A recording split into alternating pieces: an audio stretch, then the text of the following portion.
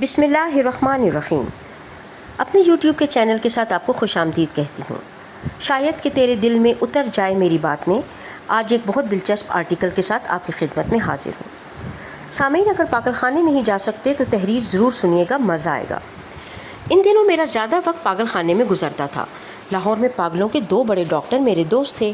میں جب بھی فارغ ہوتا تھا میں ان کے پاس چلا جاتا تھا اور وہ بڑے بڑے شاندار پاگلوں کے ساتھ میری ملاقات کرواتے تھے۔ Doctor Rashid Chaudhry elite families اور پڑھے لکھے پاگلوں کے ڈاکٹر تھے۔ ان کے پاس آکسفورڈ، کیمبرج اور ہارورڈ یونیورسٹی کے کوالیفائڈ پاگل آتے تھے۔ میں ایک دن ان کے دفتر گیا تو وہاں ایک نہایت پڑھا لکھا اور رئیس پاگل بیٹھا تھا۔ پاگل نے قیمتی اطالوی سوٹ پہن رکھا تھا، مہنگی خوشبو لگا رکھی تھی اور انگلیوں میں کیوبا کا سگار دبا رکھا تھا۔ کمرے سے سگار کی بھینی بھینی خوشبو آ رہی تھی اور پڑھا لکھا پاگل نہایت انہماک کے ساتھ ڈاکٹر صاحب کو پنجابی، اردو اور انگریزی 3 زبانوں میں ماں بہن کی گالیاں دے رہا تھا۔ ڈاکٹر صاحب بڑے خشوع و خضوع کے ساتھ گالیاں سن رہے تھے۔ جب پاگل تھک گیا تو ڈاکٹر صاحب نے اشارہ کیا اور عملہ پاگل کو کرسی سمیت اٹھا کر لے گیا۔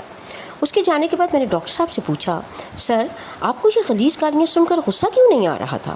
ڈاکٹر صاحب نے ہنس کر جواب دیا، کیونکہ میں جانتا ہوں کہ یہ پاگل ہے، اور اگر آپ کو پاگلوں کی بات پر غصہ آ جائے تو اس کا مطلب ہوتا ہے کہ آپ ان سے بڑے پاگل ہیں۔ میں نے اس دن یہ بات پلے باندھ لی کہ ہم اگر نارمل ہیں تو پھر ہمیں پاگلوں کی باتوں پر جذباتی نہیں ہونا چاہیے، ہمیں پاگلوں کی گالیاں بھی اطمینان سے سن لینی چاہیے۔ چنانچہ میں جب بھی کسی مشکل صورتحال کا شکار ہوتا ہوں، مجھے جب کوئی پاگل ٹکر جاتا ہے تو مجھے ڈاکٹر رشید چودھری یاد آ جاتے ہیں۔ میں پاگل سے معافی مانگتا ہوں، اپنا جرم، گناہ اور غلطی تسلیم کرتا ہوں اور آگے چل پڑتا ہوں۔ میں پاگل کے ساتھ ڈائلاگ یا آرگیومنٹ کی غلطی نہیں کرتا، اور جس دن میں یہ غلطی کر بیٹھوں میں اس دن نیند کی گولی کے بغیر سو نہیں پاتا۔ دوسرے ڈاکٹر صاحب غریب پاگلوں کے معالج تھے۔ وہ لاہور کے سرکاری پاگل خانے میں کام کرتے تھے۔ میں ہفتے میں 2 دن گپ شپ کے لیے ان کے پاس چلا جاتا تھا۔ ان کے پاس بڑے بڑے مارکت الآراء پاگل ہوتے تھے۔ مثلاً مجھے ایک دن وہاں ایک ایسا پاگل ملا جس کا خیال تھا کہ وہ نعوذ باللہ خدا ہے اور اس نے قیامت لانے کا فیصلہ کر لیا ہے۔ وہ اس وقت تک بات نہیں کرتا تھا جب تک مخاطب اسے باری تعالیٰ نہیں کہتا تھا۔ میں نے ایک دن اس سے قیامت لانے کی وجہ پوچھ لی۔ اس نے غصے سے میری طرف دیکھا اور چلا کر بولا، وہ دنیا جس میں پیاز 80 روپے کلو ہو جائے، کیا اسے تباہ نہیں ہو جانا چاہیے؟ میں نے فوراً اس بات میں سر ہلا دیا۔ وہ خوش ہو گیا اور بولا، مجھے 10 برسوں میں صرف تم ایک عقل مند آدمی ملے ہو، ورنہ اس ملک میں ہر شخص پاگل، ہر شخص نالائق ہے۔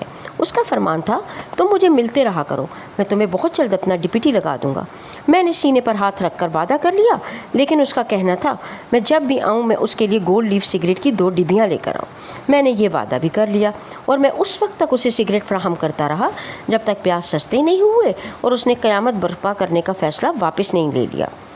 مجھے اس پاگل خانے میں بنی اسرائیل کے ایک ایسے عالم سے ملاقات کا شرف بھی ملا جو حضرت موسیٰ کے ساتھ مصر سے فلسطین تشریف لایا تھا۔ وہ بحر احمر کی تقسیم کا آنکھوں دیکھا واقعہ بھی بیان کرتا تھا اور یہ بھی کہتا تھا، میں خود حضرت موسیٰ کو کوہ طور تک چھوڑ کر آتا تھا۔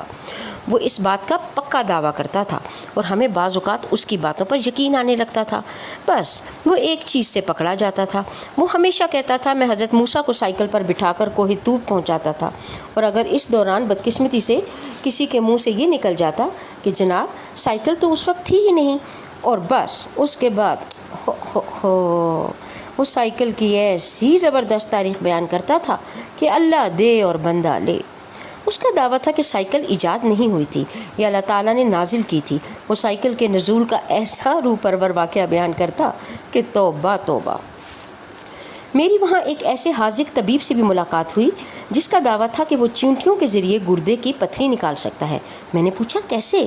وہ بولا، گردے کی پتھری میٹھی ہوتی ہے، آپ مریض کو آدھی چٹاک زندہ چیونٹیاں کھلا دیں، یہ چیونٹیاں گردے میں پہنچ کر پتھری توڑ دیں گی۔ اس کا دعویٰ تھا یہ علاج کیونکہ مفت ہے، چنانچہ یہودی فارماسیوٹیکل کمپنیوں نے حکومت کے ساتھ مل کر اسے پاگل خانے میں بند کرا دیا ہے، اور جس دن یہ باہر آ گیا یہ پوری میڈیکل سائنس بدل کر رکھ دے گا۔ مجھے وہاں بے شمار سیاستدان بھی ملے، وہ سب قوم کی نبض کو بھی سمجھتے تھے اور ان کے پاس ہر ملکی مسئلے کا حل بھی تھا۔ مثلاً ایک لیڈر کا دعویٰ تھا کہ وہ 1 مہینے میں بے روزگاری کا مسئلہ جڑ سے ختم کر دے گا۔ میں نے پوچھا وہ کیسے؟ بولا، حکومت 18 سال سے اوپر ملک کی ساری آبادی بھرتی کر لے، بے روزگاری ختم ہو جائے گی۔ میں نے پوچھا لیکن تنخواہوں کے لیے پیسے کہاں سے آئیں گے؟ اس نے اس کا ایک ایسا شاندار حل بتایا کہ میں تو فرش پر ہی لیٹ گیا۔ اس کا کہنا تھا کہ آپ سعودی عرب کو اپنے گلیشیئر بیچ دیں، سعودی عرب ٹھنڈا ہو جائے گا، عمرے کا سیزن بڑا ہو جائے گا، آپ ان سے عمرے کی رائلٹی لیتے رہیں اور لوگوں کو تنخواہیں دیتے رہیں۔ پھر وہاں موجود ایک سائنسدان کے پاس لوڈ شیڈنگ کا حل بھی موجود تھا۔ اس کا کہنا تھا کہ حکومت 10 کروڑ چھوٹی چھوٹی ٹربائنیں بنائے، ان کے آگے آوارہ کتے جوت دے، یہ کتے روزانہ 10 کروڑ یونٹ بجلی پیدا کر دیں گے، یوں بجلی کا مسئلہ چٹکیوں میں حل ہو جائے گا۔ میں نے پوچھا لیکن جناب کتوں کے لیے خوراک کہاں سے آئے گی؟ مسکرا کر بولا جو کتا بجلی پیدا کرنے کے عمل کے دوران مر جائے وہ کاٹ کر دوسرے کتوں کو کھلا دیا جائے۔ خیر میں 2 سال لاہور کے ان دونوں پاگل خانوں میں جاتا رہا۔ وہ میری زندگی کے دلچسپ ترین سال تھے کیونکہ میں نے ان سالوں میں بہت کچھ سیکھا۔ سامعین، دنیا کے ہر پاگل میں 6 خوبیاں ہوتی ہیں۔ پاگل بے تحاشا بولتا ہے، یہ بولے گا پھر بولتا چلا جائے گا، یہ کبھی آپ کی باری نہیں آنے دے گا۔ نمبر 2، یہ غیر فطری حد تک سنجیدہ ہوگا۔ آپ کسی پاگل کو ہنستا ہوا نہیں دیکھیں گے، وہ کہا بھی لگائے گا تو آپ کو اس کی آنکھوں میں سنجیدگی نظر آئے گی۔ نمبر 3، دنیا کے 90% پاگلوں کے پاس بے تحاشا مذہبی اور روحانی معلومات ہوتی ہیں، یہ آپ کو اپنی معلومات سے حیران کر دیں گے۔ نمبر 4، آپ جتنے بڑے پاگل ہوتے ہیں آپ کے لہجے میں اتنا ہی زیادہ یقین ہوتا ہے۔ آپ کسی پاگل سے مل لیں، آپ کو اس کا یقین حیران کر دے گا۔ وہ قسم کھا جائے گا کہ سورج مغرب سے نکلتا ہے اور یہودیوں نے دنیا کو گمراہ کرنے کے لیے مغرب کا نام مشرق رکھ دیا تھا۔ نمبر 5، دنیا کا ہر پاگل دن میں خواب دیکھتا ہے اور یہ خواب کو حقیقت سمجھتا رہتا ہے۔ اور نمبر 6، دنیا کا ہر پاگل بحث کا استاد ہوتا ہے، آپ اسے بحث میں نہیں ہرا سکتے، لہٰذا آپ کے پاس اس کی بات ماننے کے علاوہ کوئی چارہ نہیں ہوتا۔